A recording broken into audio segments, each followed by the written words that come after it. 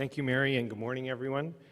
I want to start by acknowledging, the achievements that we've had in Philadelphia are very much because we've received funding and support from the Centers for Disease Control, and I particularly want to acknowledge the National Center for Chronic Disease Prevention and Health Promotion, and Dr. Dietz, who is here, who was a leader in assuring that adequate amounts of funding went to cities to allow pilots and initiatives to be funded to show at scale what can be done in this country. So we are very appreciative of that, and I want to mention the Prevention and Public Health Fund of the Affordable Care Act, which continues to sustain us and many other initiatives, providing, I think, excellent work and example about what can be done around obesity prevention and reduction in this country. I also want to acknowledge a colleague of mine, Dr. Giri Dharmalia, who is the director of our Office of Policy and Planning for the Health Department, who is the leader on this initiative within the department. With that, let's see. Great. Philadelphia, as you may or may not know, is the poorest of the 10 largest cities in the country, so disparity is us. And as a city that is one of the majority-minority cities in the country and one of the, as seen, poorest cities in the country, obesity is a particular issue in Philadelphia. We suffer from a lack of good comparative data across cities.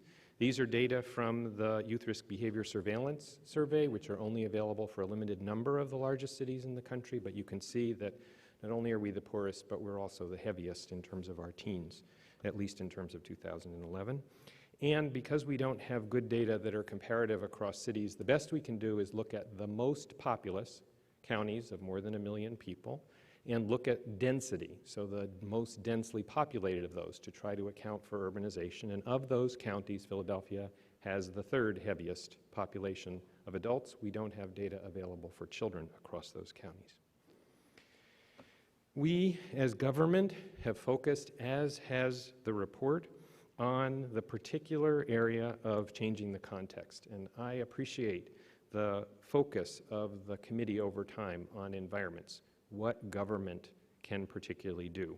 And I'm going to illustrate for you, hopefully, what government can do. So beginning in 2010, we created an initiative called Get Healthy Philly. There were initiatives in Philadelphia before that, so we didn't just spring up anew in 2010. The city had a track record. We've been able to expand that track record and partner across all sectors of government with both public and private sector agencies that hadn't previously thought about their role in obesity prevention to create something that is a citywide effort.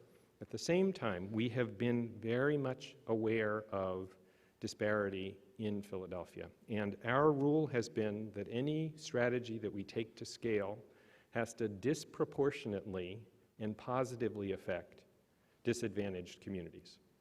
And you will see later a map of where our initiatives have been focused, and I will point out to you that the focus of our initiatives has particularly been in traditionally underrepresented minority communities and in poorer communities throughout the city of Philadelphia.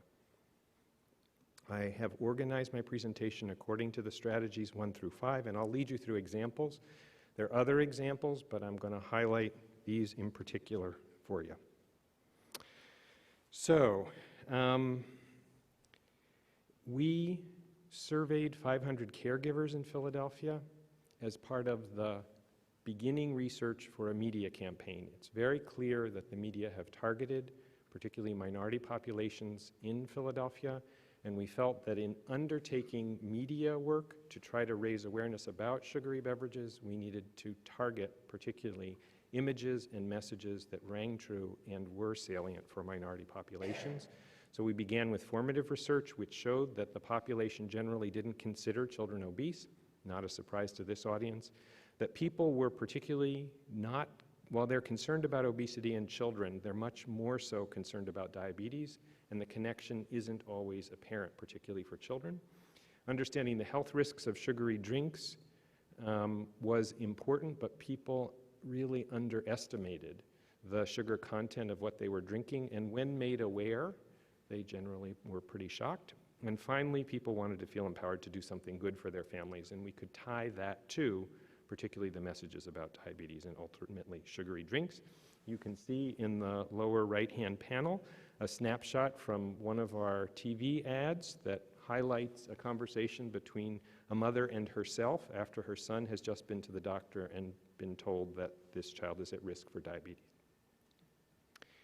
What we know from our media campaigns is that they've been heard by 40 million people were heard over a 15-month period. 78% of caregivers recalled the campaign. Caregivers were exposed at least once every 2 days.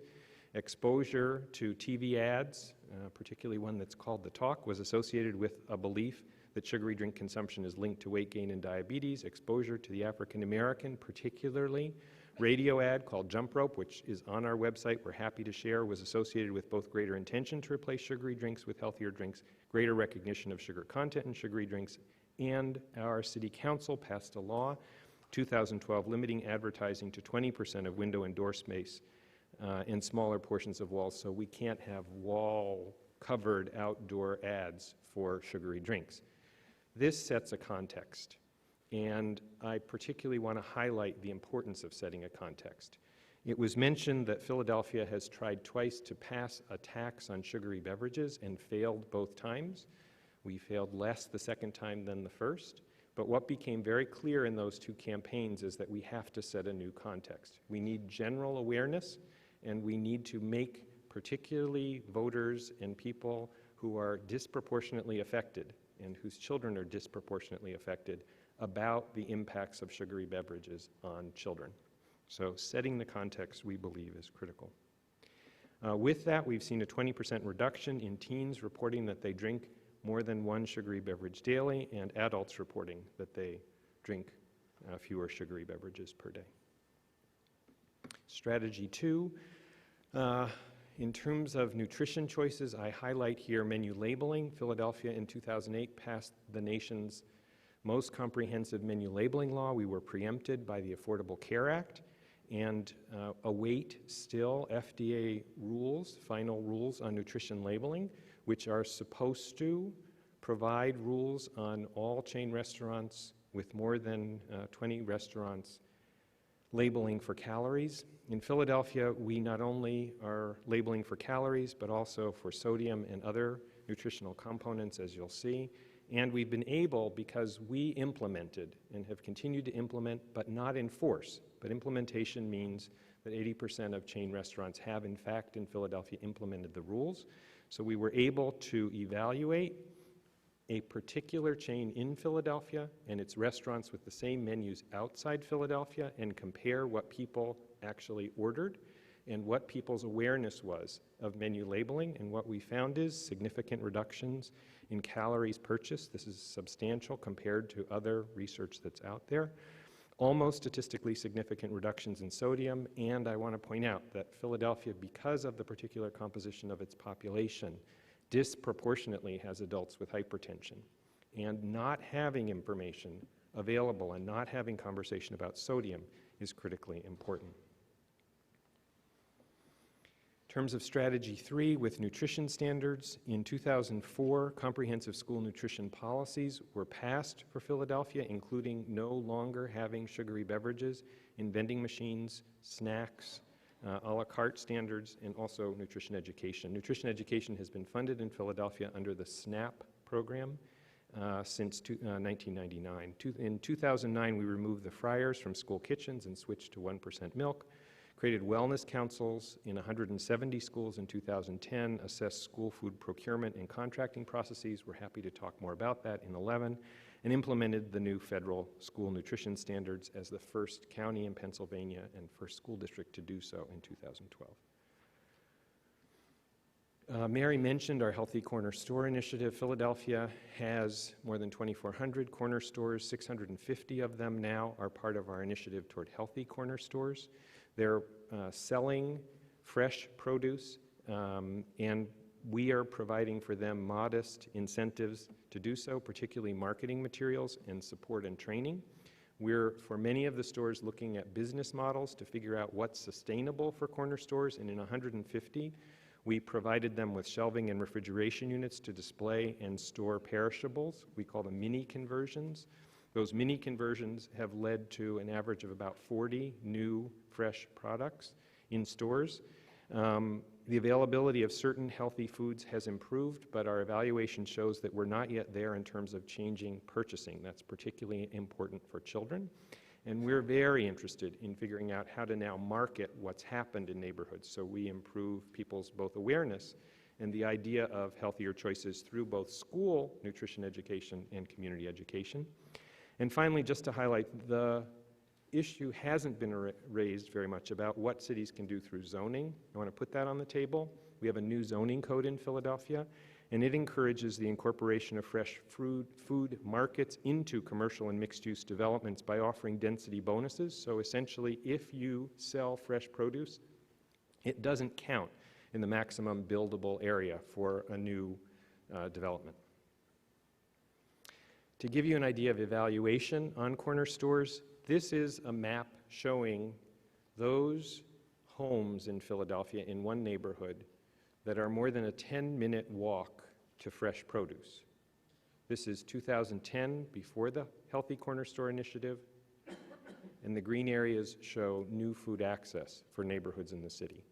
By being able to track particular addresses, we can track individuals' other activities and outcomes. So in partnership with health insurers, we can begin to look at what's happening in terms of obesity in specific areas of the city. And finally, leveraging the USDA, which I very much want to highlight given what's going on in terms of the new food bill, farm bill. We've established 10 new farmers markets in low-income communities in Philadelphia that are sustainable because of their location, which was carefully studied with city planning. We are using at those farmers markets and all farmers markets in town the incentive program of providing $2 of fresh supplemental SNAP benefits for every $5 that's spent at a farmer's market for fresh fruits and vegetables. We saw with that a 400% increase in SNAP redemption at markets citywide. Our food buck users were twice as likely to increase fruit and vegetable consumption and to try new fruits and vegetables. Possible new incentives in the Farm Bill are very exciting to us. We're hoping that they move forward. However, what we know, hopefully everyone here knows, is that those incentives are balanced by cuts in the Farm Bill to SNAP, which we're concerned about, and about changes in categorical eligibility and the linkage between LIHEAP and SNAP and the continuation of assets tests in states. We can talk more about it later, but there are a whole package of things that I think are going to be critically important, both to sustaining what's gone on and promoting, particularly for poorer populations in this country, appropriate access to healthier foods. The SNAP education work that's going on in 400 Philadelphia schools and has been there for almost a decade and a half is under jeopardy with cuts in the Farm Bill. And finally, a universal feeding pilot in 200 public schools has been going on in Philly since 1990. It eliminates the need for distributing and collecting income eligibility paperwork, so we per se determine eligibility based on high proportionate low-income children in schools, and it's led to an increase in both school breakfast and lunch participation. Here's the distribution that I mentioned of all the initiatives of Get Healthy Philly in Philadelphia. What you see is a clustering, and I don't know if I can point, but I'll try. Here, this is African American and Latino neighborhoods, African American neighborhoods, African American neighborhoods, all with very high rates of poverty. And with that, the outcome. So we have seen with policy change in Philadelphia over time a reduction in children's weight and the proportion of children who are obese. These are data taken from school height and weight determinations by school nurses over time. And you can see it demonstrated here. This is the prevalence of childhood obesity by school year, looking on the top line at Latino girls and on the bottom line at African American boys. And something just to challenge everyone with, we also believe we've seen a slight but real reduction in adult obesity in town. This is one measure. Another measure looks at the pre-pregnancy weight of women as recorded on birth certificates, which also shows a reduction. We believe that we should be able to see reductions in childhood obesity and adult obesity in tandem if we change environments. So, in terms of conclusion, let me just say that cross-sectoral collaboration is key both within and outside of government. We have had wonderful, important, meaningful partnerships throughout the city of Philadelphia. Effective programs need to be scaled up. We believe that small programs that have been piloted are incredibly important alpha tests, but government has to be courageous and have the resources to scale them for the whole population. It's the only way I believe that it will ultimately reach disadvantaged populations. Citywide and organizational policies have to undergird programmatic efforts. Policies and programs take time in order to have a cumulative effect and are very difficult when implemented simultaneously to evaluate in their isolation. And that is an issue in terms of funding specific pieces.